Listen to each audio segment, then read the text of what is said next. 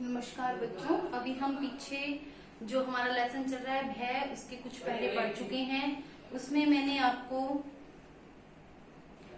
एक अशिक्षित जो लोग हैं उनके बारे में बताया था कि वो एक महात्मा की जो है सम्मान न कर कर एक थानेदार का सम्मान करते हैं। उससे अब हम आगे वाला पैरा शुरू करते हैं। आप थोड़ा ध्यान दीजिए। चलने फिरने वाले बच्चों में जिनमें भाव देर तक नहीं टिकते हैं और दुख परिहार का ज्ञान या बल नहीं होता, भय अधिक होता है। यानी जो बच्चे चलना फिरना सीख लेते हैं उनमें बल की क्षमता नहीं होती, लेकिन भय जो है वो अधिक होता है। बहुत से बच्चे किसी अपरिचित आदमी को देखते ही घर के भीतर भागते हैं। पशुओं में भी भय अधिक पाया जाता है। अपरिचित भय से जीवन का कोई गूढ़ रहस्य छिपा जान पड़ता है। यानी कई बार क्या होता है कि जो है किसी अपरिचित को देखकर, यानी जिसको हम जानते नहीं है, उसको देखकर बच्चे क्या घर के अंदर भागते हैं। लेकिन अपरिचित के अंदर भय अधिक छिपा रहता है। अपरिचित का मतलब कि किसी के बारे में जानते नहीं है तो वह हमें किस तरह से दुख घटना किसी भी कोई भी पीड़ा दे सकता है। प्रत्येक प्राणी भीतरी आंख खुलते ही अपने सामने मानो एक दुख का पूर्ण संसार फैला हुआ पाता है। यानी जो भी अपने संसार में पैर रखता है तो सुख और दुख उसके साथ साथ चलते रहते हैं। सुख और आनंद को वह सामान्य का व्यक्तिक्रम समझता है, विरल विशेष मानता है। इन विशेष से सामान्य की ओर जाने का साहस उसे बहुत दिनों तक नहीं होता है। परिचय के उत्तरोत्तर अभ्यास के बल से अपने माता पिता या नित्य दिखाई पड़ने वाले कुछ थोड़े से लोगों के इस संबंध में वह यह धारणा रखता है कि ये मुझे सुख पहुंचाते हैं और कष्ट न पहुंचाएंगे। यानी अपने माता पिता के साथ वह जिन लोगों से मिलता है वह उन्हीं पर ही अपना थोड़ा सा विश्वास जमा पाता है कि ये ही लोग मुझे क्या है कष्ट नहीं देंगे। अन्यथा उससे भी ज्यादा कोई अपरिचित मिलता है तो उसे ये लगता है कि शायद ये हमें किसी न किसी प्रकार से कष्ट पहुंचाएगा। जिन्हें वह नहीं जानता, जो पहले पहल उसके सामने आते हैं, उनके पास वह बेधड़क नहीं चला जाता। बिल्कुल अज्ञात वस्तुओं के प्रति ही वह ऐसा करता है। यानी कोई भी उसे पहले पहल मिलता है तो वह उसके पास क्या है जल्दी से नहीं जा पाता है। बच्चे, अब इसमें प्रश्न जैसे कोई बनाना चाहे तो ये बनेगा कि चलने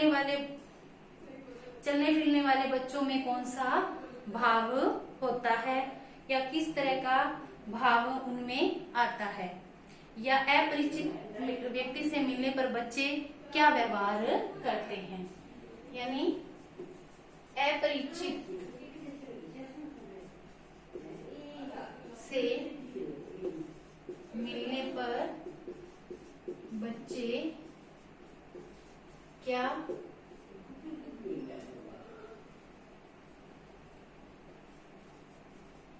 हार करते हैं।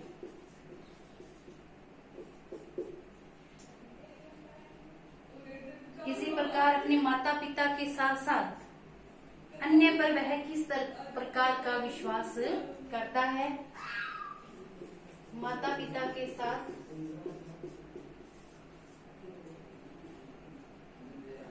अन्य किस पर विश्वास करता है।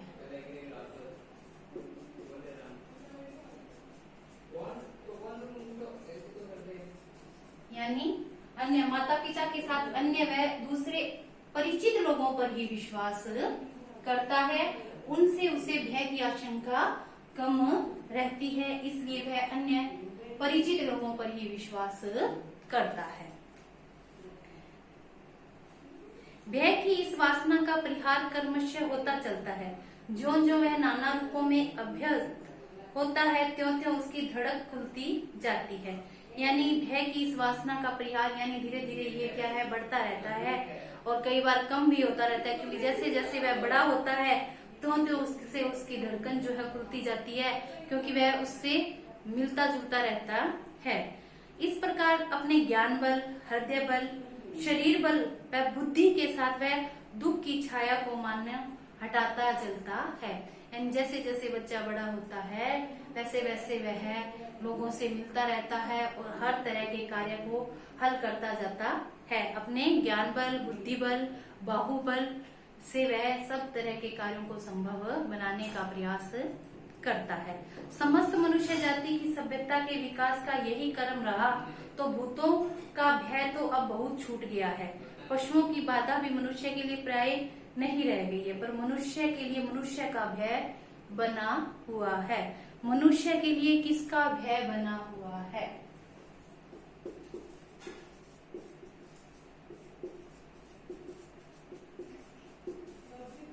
किसका भय बना हुआ है?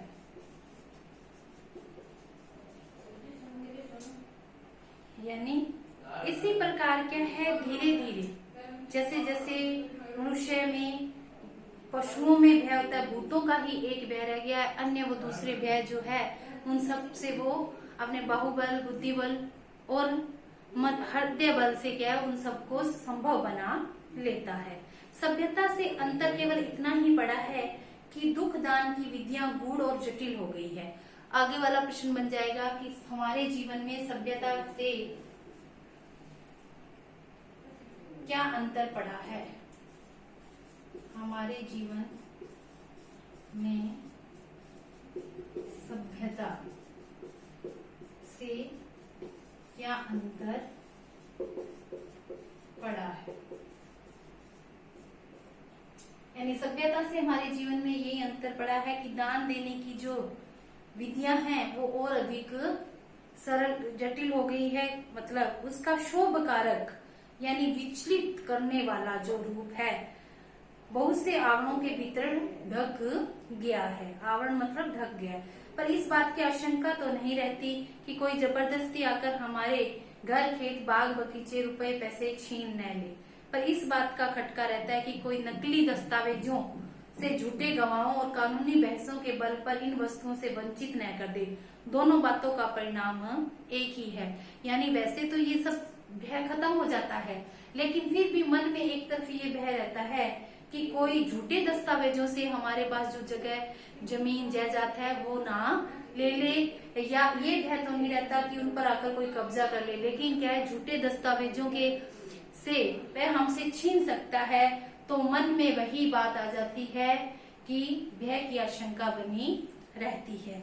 सभ्यता की वर्तमान स्थिति में एक व्यक्ति को दूसरे व्यक्ति से वैसा भय नहीं रहा जैसा पहले रहा करता था, पर एक जाति को दूसरी जाति से, एक देश को दूसरे देश से भय के स्थायी कारण प्रतिष्ठित हो गई है। सबल और सबल देशों के बीच अर्थ संघर्ष की, सबल और निर्बल देशों के बीच, यानी सभ्यता की जो वर्तमान स्थिति चल रही है उसमें पहले जैसी बातें तो नहीं रही, लेकिन अब क्या है, एक जाति दूसरी जाति से, एक देश पे दूसरे देश जो है अर्थ यानी धन को लेकर या उसकी विकासशीलता को लेकर क्या है एक दूसरे पर खतरा बना रहता है।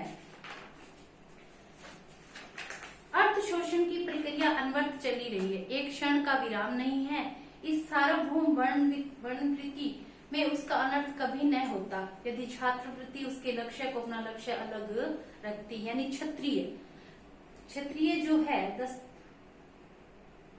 अलग रखती। इस युग में दोनों का विलक्षण सहयोग हो गया। वर्तमान अर्थ अनुवाद को शासन के भीतर रखने के लिए छात्र धर्म के उच्च और पवित्र आदर्श को लेकर छात्र संघ की प्रतिष्ठा आवश्यक है, यानी क्षत्रिय धर्म की प्रतिष्ठा जो है आवश्यक है, ताकि हमारा एक विश्वास जो है एक दूसरे पर पूरा बना रहे।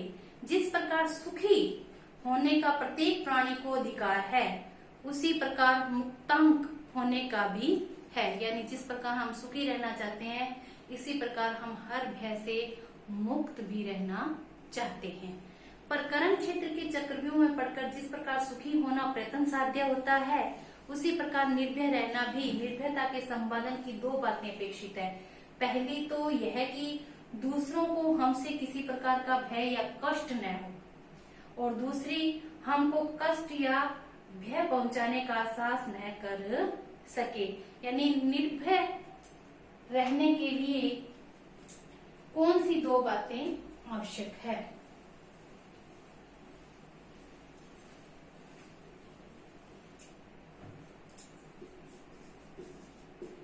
निर्भय रहने के लिए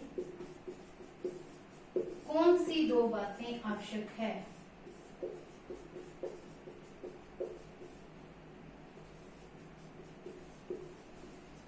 एक तो हम किसी को कष्ट ना पहुंचाए और दूसरा हमें कोई कष्ट ना पहुंचाए। इन्हीं से का संबंध उत्कृष्टशील से है और दूसरी का शक्ति और पुरुषार्थ से है। इस संसार में किसी को न डराने से ही डरने की संभावना दूर नहीं हो सकती। साधु से साधु प्रकृति वाले को क्रूर लोभियों से क्लेश पहुंचता है, अतः उसके प्रयत्नों को विफल या भय संचार तथा रोकने की आवश्यकता से हम बच सकते हैं। अगर हम किसी को कष्ट नहीं पहुंचाएंगे तो हमें भी कोई कष्ट नहीं होगा। इस प्रकार हम इस चीज को क्या है थोड़ा रोकने का प्रयास कर सकते हैं, भय को। इसी प्रकार ये हमारा लेसन अब यहाँ पर पूरा हो जाता है। आपको जो छोटे प्रश्न मैंने करवाए हैं वो करने हैं। इसके अलावा कुछ छोटे प्रश्न हमारी जो अति लघुत्तरात्मक प्रश्न है और लघुत्तरात्मक प्रश्न है वो भी इस लेसन के बीच में आ चुके हैं, तो आपको पूरे करने हैं। जय हिंद, जय भारत, धन्यवाद।